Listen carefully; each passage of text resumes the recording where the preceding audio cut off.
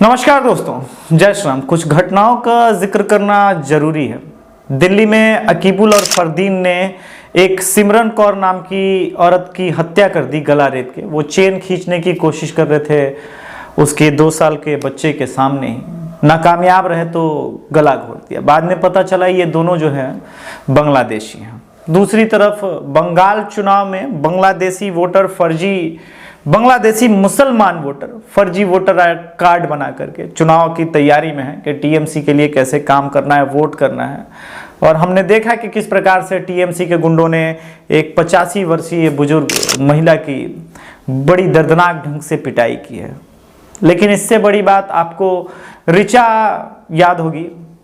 ऋचा भारती दरअसल रांची की थी, जिसको कुरान बांटने की सेशन कोर्ट ने रांची के जो है वो बोला था कि भाई कुरान बांटना होगा क्योंकि आपने इस्लाम का कुछ अपमान किया है। ऋचा ने बोला कि हम 7 घर में कुरान नहीं बांटेंगे। और तब से लेकर के लगातार जो झारखंड की सरकार है वो ऋचा पे, और ऋचा का इल्ज़ाम रहा है कि लगातार उसे प्रताड़ित किया जा रहा था मुसलमानों के द्वारा। आखिरकार मुसलमानों ने अपना बदला ले लिया और ऋचा के पिताजी की हत्या हो गई है। यानी एक तरफ दिल्ली में हत्या है, दूसरी तरफ बंगाल है। और अगर आप इन सब से बाहर निकल पाएं तो बिहार में स्थिति ये है कि भाई अब अजान जो देंगे उनको सैलरी देंगे। एक प्रकार की सरकारी नौकरी है कि भाई अजान दे रहे हैं तो सरकारी नौकरी देंगे, सैलरी देंगे हर महीना 10,000। मस्जिद में जो है उनको 15,000 देंगे। मैं सोच रहा था कि संविधान कौन सी इक्वलिटी वाला इसको डिफाइन किया जाए कि कौन सी इक्वलिटी हम ढूंढते हैं। आप ठीक है ब्राह्मणों को ना दीजिए, कम से कम जो दलित पुजारी हैं मंदिरों में, जैसे पटना हनुमान मंदिर के ही मुख्य पुजारी जो है वो महादलित समुदाय से आते हैं।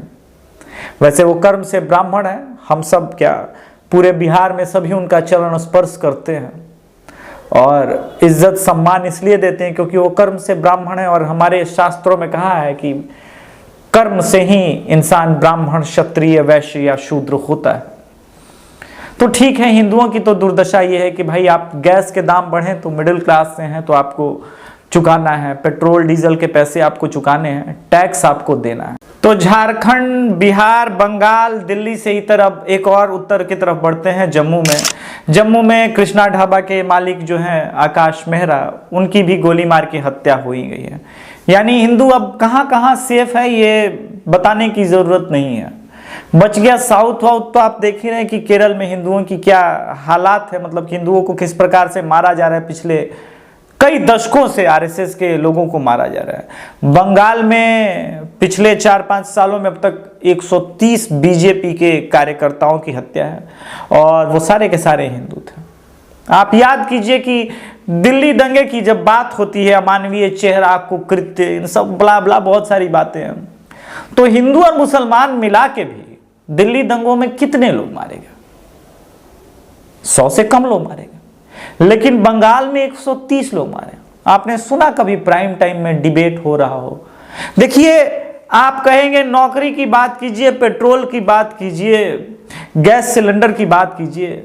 मालिक मैं बहुत सीधा साधा आम इंसान हूं और मुझे अपने जीवन से ज्यादा किसी चीज का मोह नहीं। मेरी एक पुत्री है, बड़ी हो रही है, मुझे डर है कि लव जिहाद हो सकता है। बिहार सरकार मानने को तैयार नहीं क्योंकि मैं भविष्य देखता हूं।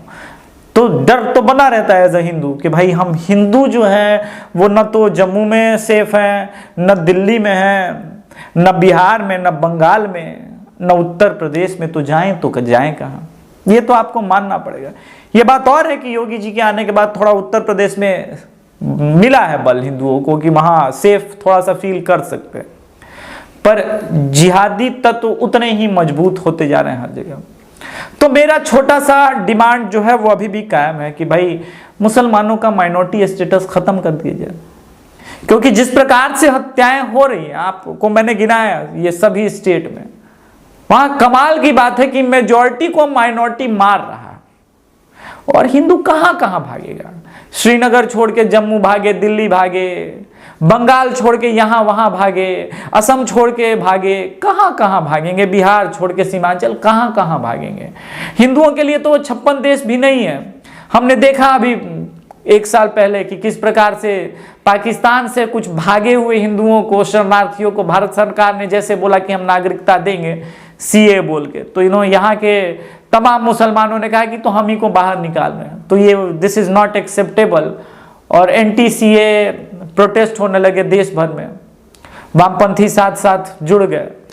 तो ये हालात हैं, आप चुनाव कर लीजिए कि आपको कहां भागना है। देश में कितना जबरदस्त चर्सी माहौल सेकुलरिज्म का जन्म ले चुका है। ऋचा भारती के पिता की हत्या कंप्लीट जो है कम्युनल हत्या है, लेकिन दूसरी तरफ आप सुन रहे हैं कि भाई बिहार सरकार निर्णय ले रही है कि भाई नमाज पढ़ाने वाले को 15,000 देंगे हर महीने। तो ये जरा मुझे कोई बताए कि ये किसके बाप का पैसा है। सरकार को इजाजत मिल जाता है कि माइनॉरिटी के नाम पे मुसलमानों को कुछ भी, यानी मनमोहन सिंह ने ठीक ही ना कहा था कि देश के संसाधनों पे पहला हक मुसलमानों का है। तो भाई इस देश में हिंदू क्या है फिर? अगर आप मुझे कम्युनल मानते हैं ना, तो भगवान कसम मैं इस मुद्दे पे कम्युनल ही रहना पसंद करूंगा कि आखिर इस देश में हिंदुओं को मिला क्या है सिंस इंडिपेंडेंस। बेइज्जती, अपमान, हत्याएं, बलात्कार, लूट, यही हिंदुओं की नियति बन गई है। इस देश में अगर हिंदू ने अभी भी मुसलमानों को माइनॉरिटी से बाहर नहीं करवाया और माइनॉरिटी स्टेटस उनका खत्म कराने में मेरा देश भर में साथ नहीं दिया, तो हिंदू बहुत पछताएंगे। भागने के लिए जगह कम पड़ जाएगी। कहां भाग के जाओगे तुम? बहुत छोटा जगह होता जा रहा है हिंदुस्तान, आबादी बढ़ती जा रही है, कहां बसोगे, कहां जाओगे? दोस्तों मैं समझ नहीं पा रहा हूं ये कौन सा संविधान है जो इतना बराबरी का हक देता है। चलो माना तुमने नमाज पढ़ाने के लिए मुसलमानों को 15,000 दे दिया, तो भाई दलित पुजारियों को ही दे दिया होता 15,000 रुपए महीने का, उनका भी तो कुछ हक है। कमाल की बात है, देश में मंदिरों में जो चढ़ावा जलेगा वो पूरा का पूरा सरकार ले लेगी और टैक्स के रूप में सब कुछ ले लेगी। दूसरी तरफ ना तो मस्जिद टैक्स दे रहे हैं, ना गिरजाघर, उल्टे उनको सब्सिडी मिलती है। ये कौन सा बराबरी है? ये क्या चल रहा है देश में? मजाक हिंदुओं के साथ ये मेरे समझ के बाहर है। हिंदू कास्ट में उलझे हुए हैं और कास्ट के नाम पे बंबू, जिसको कहते हैं ना बंबू, धांस रहे हैं। हम सब सह रहे हैं, क्यों सहें? समझ में मेरे नहीं आता। इसलिए दोस्तों मुसलमानों का माइनॉरिटी स्टेटस अब जनसंख्या नियंत्रण कानून नहीं, कॉमन सिविल कोड नहीं, सबसे पहले इनको माइनॉरिटी स्टेटस से बाहर निकलवा। दोस्तों अगर आपको लगता है मेरी बातें ठीक है, मैं सनातन धर्म को पुनर्जीवित करने में 1% भी मदद कर रहा हूं, तो मेरी मदद कीजिए।